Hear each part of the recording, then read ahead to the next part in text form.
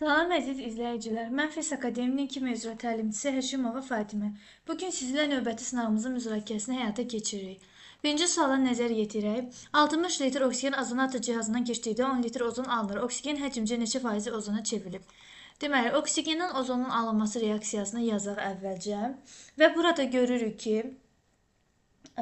deməli, 10 litr ozon alınıbdır. 3 oksigendən 2 ozon əmələ gəlirsə, 10 ozonun əmələ gəlməsi üçün x qədər oksigen sərf olunur. X də bərabərdir 15-ə.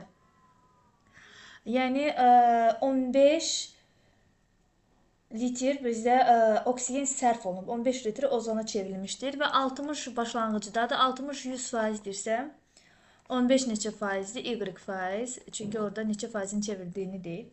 Y də buradan taparıq. Deməli 25%. D variantı birinci sualda düzgün cavabdır. İkinci suala nəzər yetirək.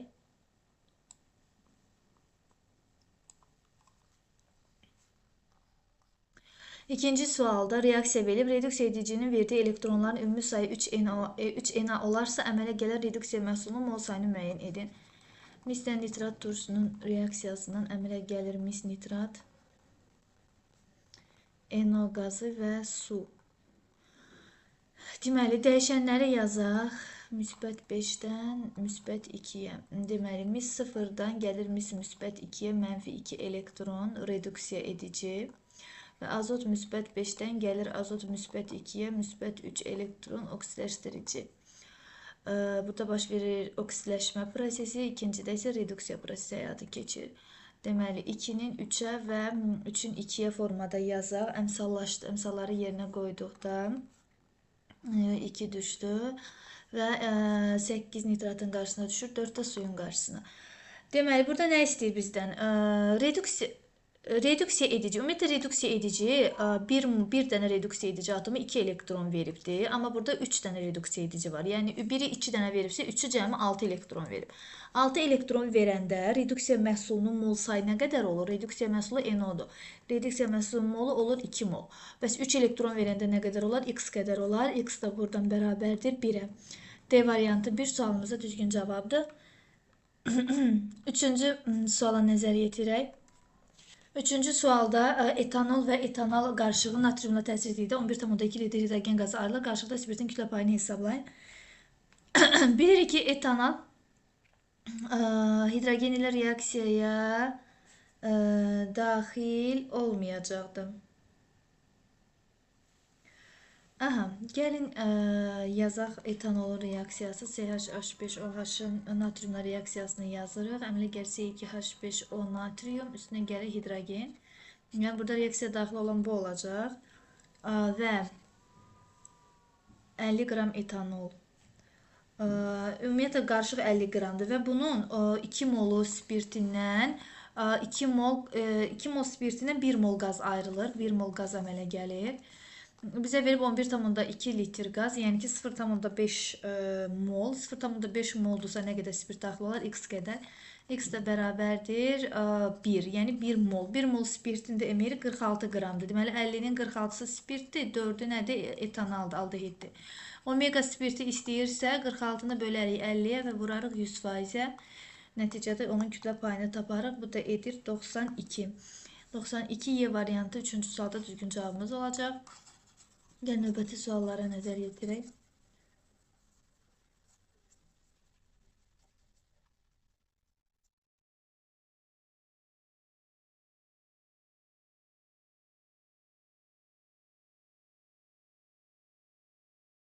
Gəlin dördüncü suala nəzər yetirək.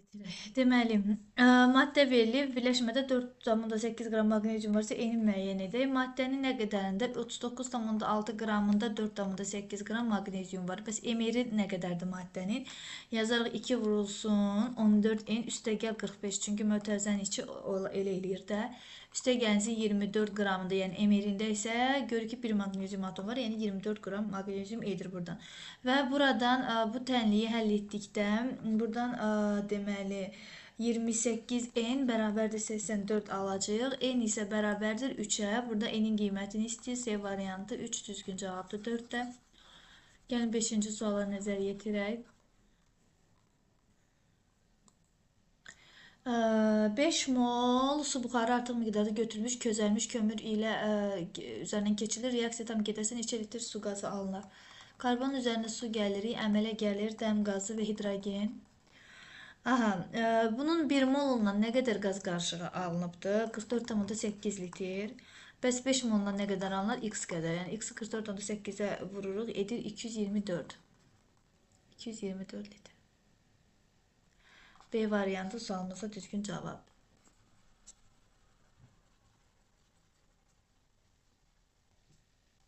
6-cı suala baxaq. 6-cı sualda 20 faizli 20 200 qram, daha doğrusu 14 faizli kalium OH məhlulu almaq üçün lazım olan kalium hidrodin və suyun kütləsini qramla hesablamağımız tələb olunur. Aha, deməli, burada əvvəlcə təyin edək ki, nə qədər kalium OH var? 200 vurulsun 14, yəni məhuldakı kalium OH-ın miqdarı edir 28 qram. Sonra kalium hidridin su ilə reaksiyasını yazırıq. Əmələ gəlir kalium OH və hidrogen qazı. Görürük ki 40 qram 40 yox, bunun emiri 56 idi. Aha, natrium OH idi. Deməli, 56 qram kalium OH-dan 2 qram hidrogen qazı ayrılır və 40 qram da kalium hidrid reaksiyaya daxil olur. Amma bizə 28 qram kalium OH-da ondan nə qədər hidrogen ayrılır? X da 1 eləyir və nə qədər kalium hidrid reaksiyaya daxil olar? Y də eləyir 2 dəfə az, yəni 20. Deməli, biz kalium hidridin kütləsini tapdıq 20. Alınan suyun kütləsini tapmaq üçün isə deməli, ümumi yəni bizdə əgər suyu axtarırıqsa, su nəyə bərabərdir? Məhlulun kütləsindən kalium hidridin kütləsini çıxırıq və üstünə ayrılan hidrogenin miqdarını gəlirik. Nəticədə 181 alınacaq. Bu da suyun miqdarıdır. 20 deməli kalium hidridin, 181-də suyun miqdarı. Aldı da düzgün cavab C variantı. Gəlin 7-ci suala nəzər yetirək. Amoniakın sintezi zamanı deməli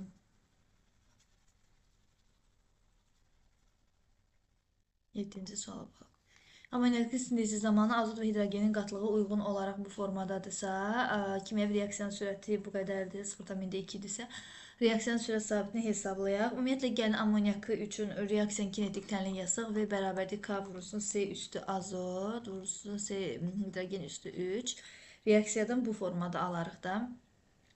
Çünki reaksiya N2 üstə gəlir 3 mol H2 bərabərdir 2 NH3-dür. Oradan bizdən K-nı istəyir. K da bərabərdir V, yəni 0,2 bölünsün. Azotun qatlığı azot 0,5-dir və hidrogenin qatlığı üstü 3. Çünki əmsalı 3-dür də hidrogenin qüvvət şəklində olur. Nəticədə buradan 0,5 ifadəsini alarıq. D variantı 7-ci sualda düzgün cavab olacaq. 8-ci suala baxaq. Elektron formulu verilmiş hansı atom üçün bu ifadə doğrudur? Baxın, Y1, Y2. Bu Y1, Y2 uyğun olaraq baxın, ikinci və üçüncü iyonlaşma enerjilərdir. İyonlaşma enerjisi yəni elektron qoparmaq üçün lazım olan enerjidir. Y2 Y1-dən dəfələrlə böyükdür. Əgər siz belə suallarda dəfələrlə böyük demək işarəsini görürsünüzsə, bu o deməkdir ki də bu o deməkdir ki, həmin elektronlardan biri başqa təbəqədə yerləşir. A variantına baxaq. Məsələn, 2s1-dir də, düzdür? 1s2, 2s1. Aha. Deməli, 2s1 xarici təbəqədə, bu nüvə olsun, düzdürmü? Bu 2s1-dəki bu elektron xarici təbəqədə yerləşir. 1s2-dəki 2 dənə elektron daxildə yerləşir. Bu xaricdəki 2s1-dəki elektron qoparmaq üçün Y1 qədər enerji tələb olunur, amma artıq daxildəkini qoparmaq üçün Y2 qədər enerji tələb olunur. Çünki bu daxili təbəqədədir və nüvə ilə qüvvətli cəzb olunur. Onu qoparmaq çətindir. Ona görə daha çox enerji sərf olunur. Yəni A variantı uyğun olacaq 8-də. 9-cu suala baxaq. 9-da sikl alkan molekulunda hidrogen atomlarının sayı 2 üstə gəlsin 4 olası hibrid orbitalın sayını tapın. CnH2n-dir. Hibrid orbital normalda 4 dənə olur. Da hamısı sp3 hibrid halında olur. 4 qədər çoxdursa, hidrogen sayı 4 qədər çoxdursa, deməli burada 2 dənə CH2 qədər artıqdır. Çünki 2 dəfə 2 4 hidrogen atomu 2 CH2 qrupundadır. Yəni 2 CH2-də olan hibrid orbitallarının sayını da hansı ki 8 dənədir də. Bura gəlirik, 4-ün üstə gəlirik, 4-ün üstə gəlsin 8 alınır. Yəni belə testlərin ən yaxşı üsulu, yəni qeyd edirəm, CH2 fərqinə əsasən həlli üsuludur. Aha.